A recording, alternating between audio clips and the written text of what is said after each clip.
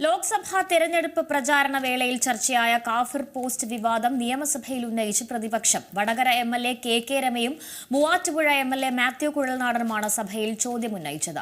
അന്വേഷണം പുരോഗമിക്കുന്നുവെന്നും ഫേസ്ബുക്കിനോട് പ്രൊഫൈൽ വിവരങ്ങൾ തേടിയിട്ടുണ്ടെന്നും മന്ത്രി എം.ബി. രാജേഷ് മറുപടി നൽകി. മന്ത്രിയുടെ മറുപടി തൃപ്തി പ്രകടിപ്പിക്കാത്ത പ്രതിപക്ഷം സഭ നടുത്തളത്തിലിറങ്ങി പ്രതിഷേധിച്ചു. കെ ലതികയെ ന്യായീകരിച്ചും എം.ബി. രാജേഷ് രംഗത്ത് വന്നു. ലതിക പോസ്റ്റ് ഇട്ടത് വർഗീയ പ്രചാരണത്തിനെതിരെയെന്നും മന്ത്രി വിശദീകരിച്ചു. ചോദ്യോത്തരവേള മന്ത്രിയും ഭരണപക്ഷവും ദുരുപയോഗം ചെയ്യുന്നതായി പ്രതിപക്ഷ നേതാവ് ചൂണ്ടിക്കാട്ടി. അതിനിടെ മനു തോമസ് വിഷയം പ്രതിപക്ഷം അടിയന്തര പ്രമേയമായി ഉന്നയിച്ചു. സ്പീക്കർ അനുമതി തള്ളിയതിൽ പ്രതിഷേധിച്ച് പ്രതിപക്ഷം സഭ വിട്ടിറങ്ങി. സഭയിൽ ഇന്ന് നടന്നതിന്റെ സമഗ്ര വിവരങ്ങളുമായി തിരുവനന്തപുരത്തു നിന്നും അഭിജിത്ത് ജയൻ ചേരുന്നുണ്ട്. അഭിജിത്ത്, ചോദ്യോത്തരവേളയിൽ ഈ കാഫിർ പ്രയോഗം ഉൾപ്പെടെ എന്തൊക്കെ വിഷയങ്ങളാണ് പ്രതിപക്ഷം ഉന്നയിച്ചത്? എന്താണ് അതിന് മറുപടിയായി നൽകിയത്? ശാലിമ, ഇന്നിപ്പോൾ നിയമസഭയിൽ ചോദ്യോത്തരവേളയിൽ കാഫിർ പോസ്റ്റ് പരാമർശമാണ് പ്രധാനമായും തന്നെ ഉയർന്നു വന്നത്. വടകര എംഎൽഎ കെ രമയും ഒപ്പം മൂവാറ്റുപുഴ എംഎൽഎ മാത്യു കുഴൽനാടനുമാണ് ഇത് സംബന്ധിച്ചുള്ള ചോദ്യങ്ങൾ പ്രധാനമായും തന്നെ ഉയർത്തിയത്. ഇതിനകത്ത് മന്ത്രി എം.ബി. രാജേഷ് കൃത്യമായി മറുപടി പറയുന്ന ഒരു ഘട്ടവും ഉണ്ടാവുകയും ചെയ്തിരുന്നു. ലോക്സഭാ തെരഞ്ഞെടുപ്പ് വേളയിൽ വലിയ ഘട്ടത്തിൽ ചർച്ചയായതാണ് കാഫിർ പോസ്റ്റ് പരാമർശം. അതുമായി ബന്ധപ്പെട്ടുള്ള കാര്യങ്ങൾ ചോദിക്കുമ്പോഴാണ് ഏതായാലും എം.ബി. രാജേഷ് ഇക്കാര്യത്തിൽ മറുപടി പറയുകയും ചെയ്തത്. അദ്ദേഹം പറഞ്ഞത് ഈ ഫേസ്ബുക്കിൽ നിന്നുൾപ്പെടെ ഇതുമായി ബന്ധപ്പെട്ടുള്ള വിവരങ്ങൾ തേടിയിട്ടുണ്ട്. ഇതിൽ അന്വേഷണം കൃത്യമായി പുരോഗമിക്കുകയാണ്. അതിൽ മറ്റ് നടപടിക്രമങ്ങൾ നടക്കുന്നു എന്നുള്ള കാര്യവും അദ്ദേഹം വ്യക്തമാക്കുന്ന ഒരു സാഹചര്യം കൂടി ഇന്നിപ്പോൾ നിയമസഭയിൽ കാണുകയും ചെയ്തു.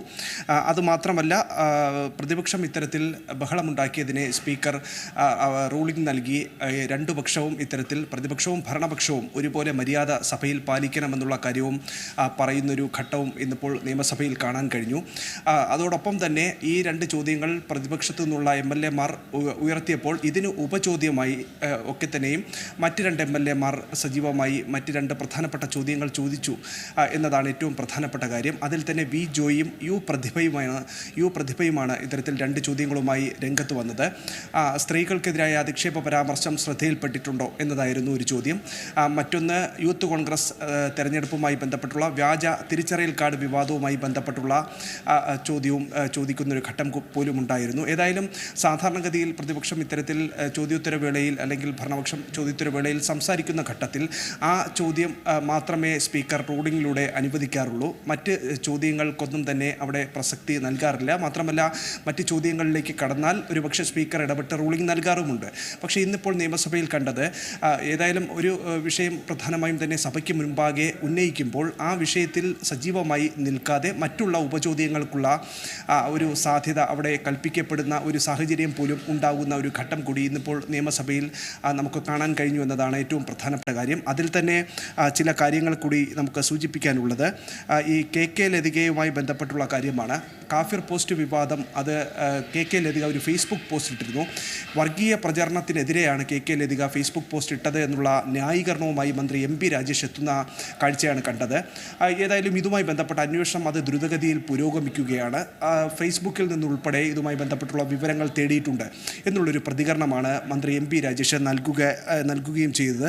ഏതായാലും ചോദ്യോത്തരവേള ഇത്തരത്തിൽ ഭരണപക്ഷവും മന്ത്രിയും ചേർന്ന് ദുരുപയോഗം ചെയ്യുന്നു എന്നുള്ള ഒരു പരാമർശം പ്രതിപക്ഷ നേതാവ് വി.ഡി. സതീശൻ്റെ ഭാഗത്ത് നിന്ന് ഇപ്പോൾ സഭയിൽ കാണാനും കഴിഞ്ഞു. യഥാർത്ഥ ചോദ്യത്തിൽ നിന്ന് അകന്നു പോകാൻ ശ്രമിക്കുന്ന ഒരു ഘട്ടമാണ് ഇത്തരത്തിൽ ഉണ്ടായത് എന്നുള്ള ഒരു കുറ്റപ്പെടുത്തലും പ്രതിപക്ഷ നേതാവ് ഇന്നിപ്പോൾ നിയമസഭയിൽ നടത്തുന്ന ഒരു ഘട്ടം കൂടി ഉണ്ടായിരുന്നു എന്നതും നമുക്ക് സൂചിപ്പിക്കാൻ കഴിയുന്നുണ്ട്. ചോദ്യോത്തരവേളയ്ക്കിടെയാണ് ഇത് സംബന്ധിച്ചുള്ള വാഗ്വാദങ്ങൾ, നിയമസഭയിലെ വാക്പോര് അരങ്ങേറിയത്. മറ്റൊന്ന്, ഈ ബാർക്കോഴ ആരോപണവുമായി ബന്ധപ്പെട്ടുള്ള ചോദ്യം വന്നപ്പോഴാണ്. ബാർക്കോഴ ആരോപണവുമായി ബന്ധപ്പെട്ടുള്ള കാര്യത്തിൽ വസ്തുതയില്ല എന്നുള്ള നിലപാടാണ് മന്ത്രി എം.ബി. രാജേഷ് ഇന്നിപ്പോൾ നിയമസഭയിൽ ആവർത്തിച്ചത്. അതിൽ തന്നെ അദ്ദേഹം പറയുന്നത് ആരോപണത്തിന് പിന്നിൽ ബാർ ഉടമകൾക്കിടയിലെ പഠനപ്പണക്കമാണുള്ളത്. നയം മാറ്റാൻ ഇത്തരത്തിൽ പണപ്പിരിവ് ആരോപണത്തിൽ വസ്തുതയില്ല എന്നുള്ള കാര്യവും അദ്ദേഹം വ്യക്തമാക്കുന്നുണ്ട്. ഹോട്ടൽ അസോസിയേഷൻ മുഖ്യമന്ത്രിക്ക് പരാതി നൽകിയിട്ടുണ്ട് എന്നുള്ള കാര്യവും മന്ത്രി സമ്മതിക്കുന്നൊരു വേള കൂടിയുണ്ട്. ഊമക്കത്തായി കിട്ടിയ പരാതി എക്സൈസ് ഇൻ്റലിജൻസ് പരിശോധിച്ചു എന്നുള്ള കാര്യവും നിയമസഭയിൽ മന്ത്രി ഇന്നിപ്പോൾ വ്യക്തമാക്കുന്നൊരു സാഹചര്യം കൂടിയുണ്ട് എന്നുള്ളതും നമുക്ക് സൂചിപ്പിക്കാൻ കഴിയുന്നുണ്ട്. ഏതായാലും ഈ രണ്ട് പ്രധാനപ്പെട്ട വിഷയങ്ങളാണ് ഇന്നിപ്പോൾ നിയമസഭയിൽ കാഫിർ പോസ്റ്റുമായി ബന്ധപ്പെട്ടുള്ള കാര്യവും ഒപ്പം തന്നെ മറ്റ് ഉപചോദ്യവുമായി ബന്ധപ്പെട്ട് മറ്റ് 2 MLA മാർ അതായത് വി ജോയും യു പ്രതിഭയും ഉന്നയിച്ച 2 വിഷയങ്ങളുമാണ് ഇന്നിപ്പോൾ ചോദ്യോത്തരവേളയിൽ പ്രധാനമായും തന്നെ ഉയർന്നു വരികയും. അടിയന്തര പ്രമേയം ഒരു വിഷയം കൊണ്ടുവന്നിരുന്നുവല്ലോ, ഈ മനു തോമസുമായി ബന്ധപ്പെട്ട ഒരു വിഷയം പ്രതിപക്ഷം ഉന്നയിച്ചല്ലോ, അത് എങ്ങനെയാണ്, അതിനുള്ള മറുപടി എന്താണ് പറഞ്ഞത്, അതുമായി ബന്ധപ്പെട്ട് എന്താണ് നടന്നത് സഭയിൽ? ഈ പി ജയരാജനെതിരായ പാർട്ടിയുടെ കണ്ണൂർ മുൻ ജില്ലാ കമ്മിറ്റി അംഗം, കണ്ണൂരിലെ മുൻ ജില്ലാ കമ്മിറ്റി അംഗം കൂടിയായിട്ടുള്ള മനു തോമസിൻ്റെ വിഷയമാണ് ഇന്നിപ്പോൾ അടിയന്തര പ്രമേയത്തിന് അവതരണാനുമതി തേടിക്കൊണ്ട് പ്രതിപക്ഷം നിയമസഭയിൽ കൊണ്ടുവന്നത്. പക്ഷേ ഇതിൽ ചില അഭ്യൂഹങ്ങൾ നിലനിൽക്കുകയാണ്. അപ്പോൾ ഈ അഭ്യൂഹങ്ങൾ വച്ചുകൊണ്ട് ഇത്തരത്തിൽ അടിയന്തര പ്രമേയം ചർച്ചയ്ക്കെടുക്കാൻ കഴിയില്ല എന്നുള്ള ഒരു നിലപാടാണ് സ്പീക്കർ പ്രധാനമായും തന്നെ സ്വീകരിച്ചത്. അങ്ങനെയാണ് ചട്ടം 50 പ്രകാരം റൂൾ 50 പ്രകാരം കൊണ്ടുവന്ന നോട്ടീസ് തള്ളുന്നൊരു ഘട്ടമുണ്ടായത്. അതിന് പിന്നാലെ തന്നെ പ്രതിപക്ഷം വാക്കൗട്ട് നടത്തി നിയമസഭയിൽ നിന്ന് ഇറങ്ങിപ്പോയി. ശേഷം നിയമസഭാ മീഡിയ റൂമിൽ മാധ്യമങ്ങളെ കണ്ടപ്പോൾ തന്നെ വി.ഡി. സതീശൻ ഇതുമായി ബന്ധപ്പെട്ട് ചില വിമർശനങ്ങൾ കൂടി നടത്തിയെന്നതാണ് ഏറ്റവും പ്രധാനപ്പെട്ട കാര്യം. പി ജയരാജനെതിരായ മനു തോമസിൻ്റെ വെളിപ്പെടുത്തൽ ഗൗരവതരമായിട്ടുള്ള സംഭവമാണ്. CPM-നെ ബാധിച്ച ജീർണതയുടെ അങ്ങേയറ്റം ഇതിലൂടെ ഉണ്ടായിരിക്കുന്നു എന്നുള്ള ഒരു പ്രസ്താവന വി.ഡി. സതീശൻ്റെ ഭാഗത്ത് നിന്ന് ഒരു പരാമർശം ഉണ്ടായി. അതോടൊപ്പം തന്നെ മനു തോമസിൻ്റെ ജീവന് പോലും ഭീഷണിയുണ്ട് എന്നുള്ള കാര്യവും അദ്ദേഹം വി.ഡി. സതീശൻ വ്യക്തമാക്കുന്നുണ്ട്.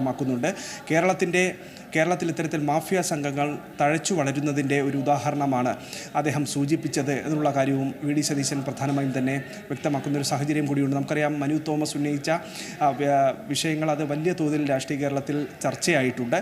അതിൽ പി ജയരാജനെതിരായ തുറന്നുപറച്ചിൽ, അല്ലെങ്കിൽ കണ്ണൂരിലെ പാർട്ടി ജില്ലാ കമ്മിറ്റിയിൽ ഉടലെടുത്ത പ്രശ്നങ്ങൾ, ഏതായാലും അതുമായി ബന്ധപ്പെട്ടുള്ള ചില കാര്യങ്ങൾ കൂടി ചർച്ചയായ ഘട്ടത്തിൽ കൂടിയാണ് വി.ഡി. സതീശൻ പ്രത്യേകിച്ച് ഇത്തരത്തിലുള്ള പരാമർശങ്ങൾ കൂടി നടത്തുകയും ചെയ്തിട്ടുള്ളത്.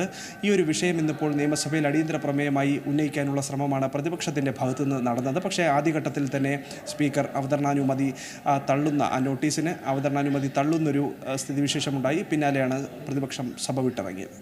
ശാലിമ, ഏറ്റവും പുതിയ വാർത്തകളും വിശേഷങ്ങളും വിരൽ തുമ്പിലറിയാൻ സീ മലയാളം ന്യൂസ് എല്ലാ ഡിജിറ്റൽ പ്ലാറ്റ്ഫോമുകളിലും ലഭ്യം.